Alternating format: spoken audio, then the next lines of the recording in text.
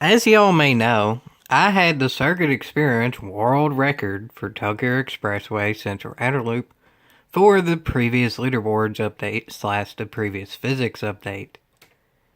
And y'all may have also known that anyone who couldn't beat the previous time with the leaderboards before didn't have their lap saved.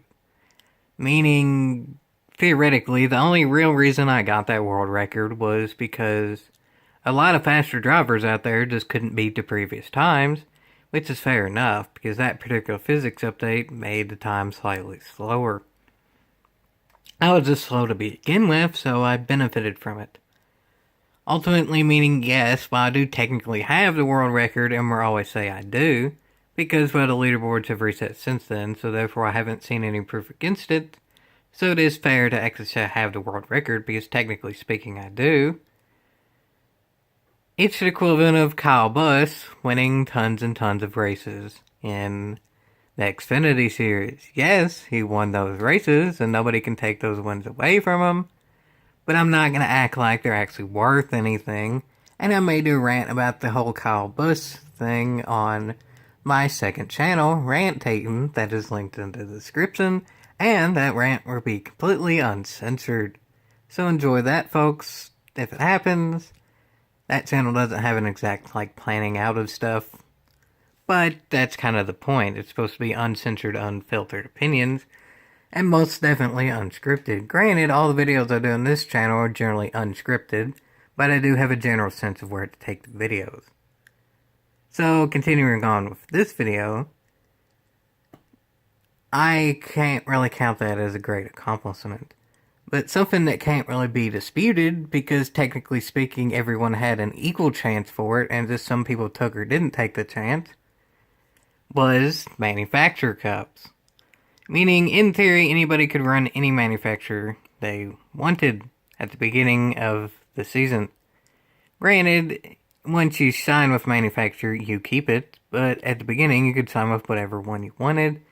So, however many people signed with Dodge for the championships is how many people did.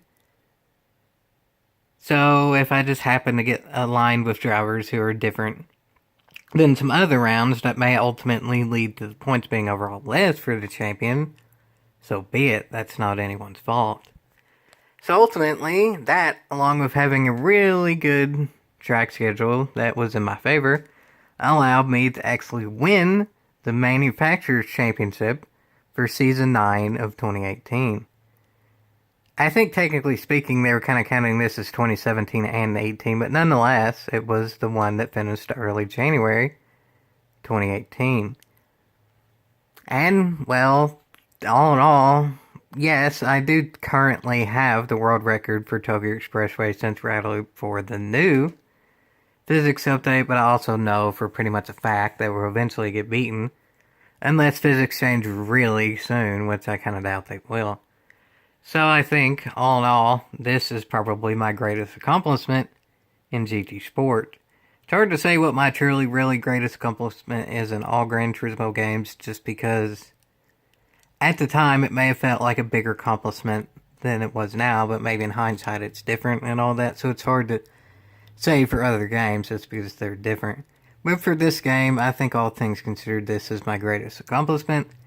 And given that this first FI bit of this year's just wrapped up, I figured I may as well recap this, because honestly, I've said this before, I don't think even in my best case scenario I would ever get back to this point.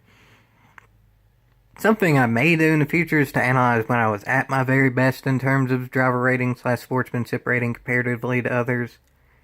I may do a video saying at the very best circumstances with my very best relative driver rating, if I could have just maybe barely slotted in to actually making it to the tangible event, meaning national, not international, region instead of world.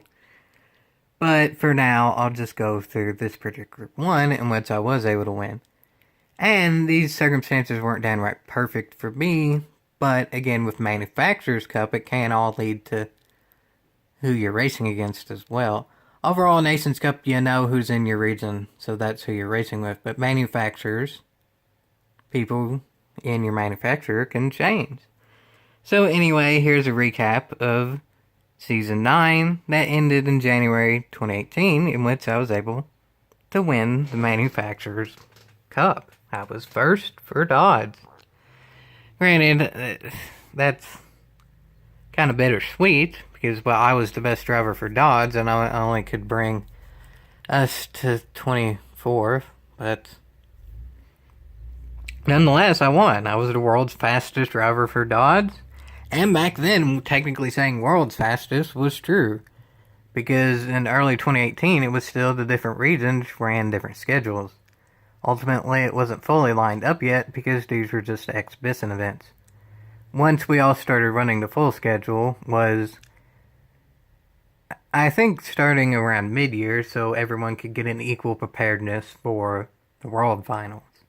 But at this point, they were just exhibits and seeing what worked and didn't. So, yes, it's still a tangible championship that will always be on record from what I can tell. But no, it wasn't technically against the world.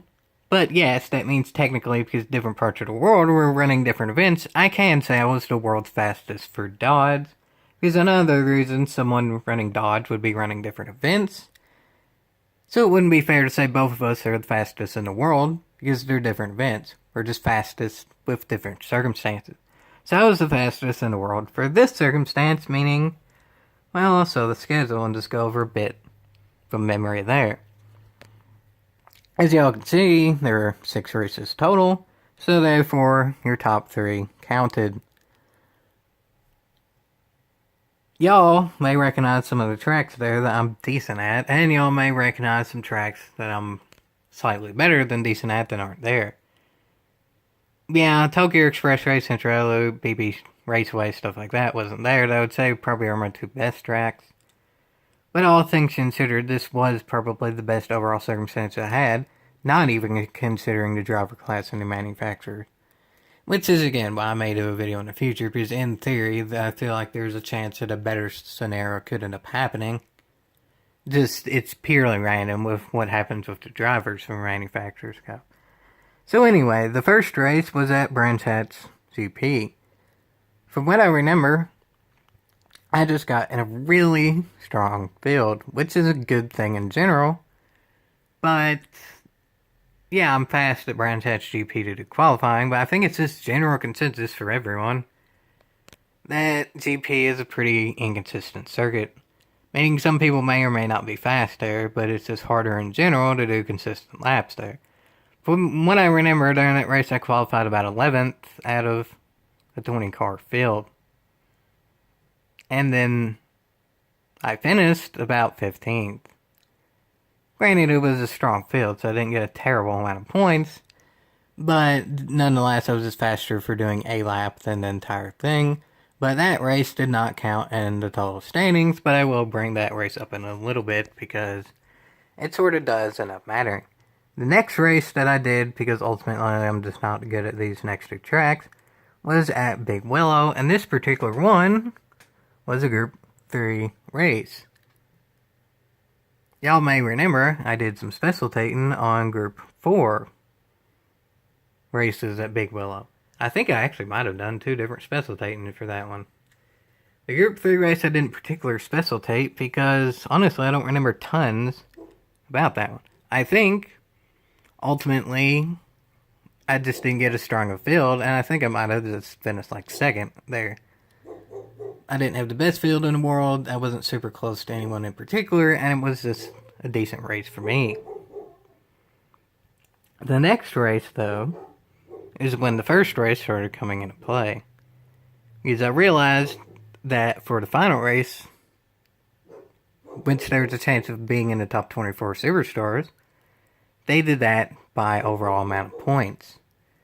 Meaning, I calculated that no matter how well I finished in the Brands Hatch Indy race, this race was going to count for those overall points.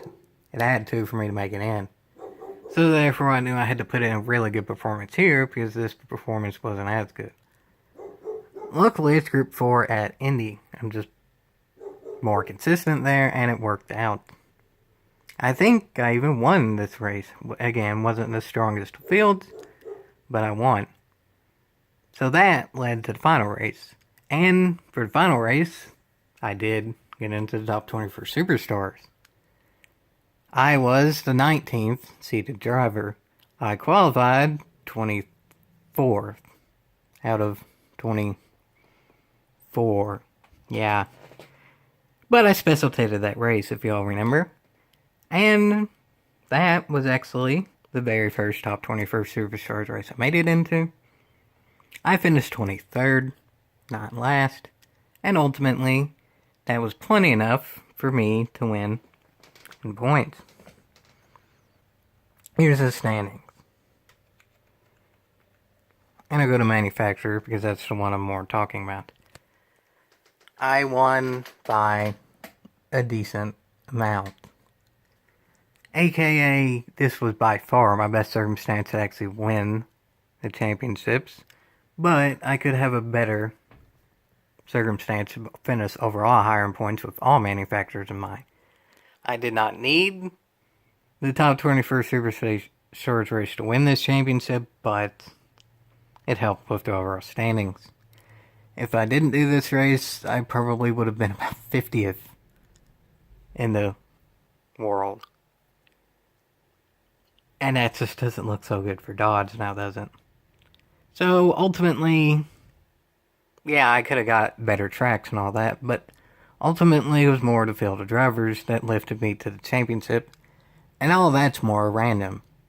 Anyone could race at any manufacturer at any point when the season started, so yeah, I'll take this as my greatest accomplishment in GT Sport, is winning the Manufacturer Cup for Dodge.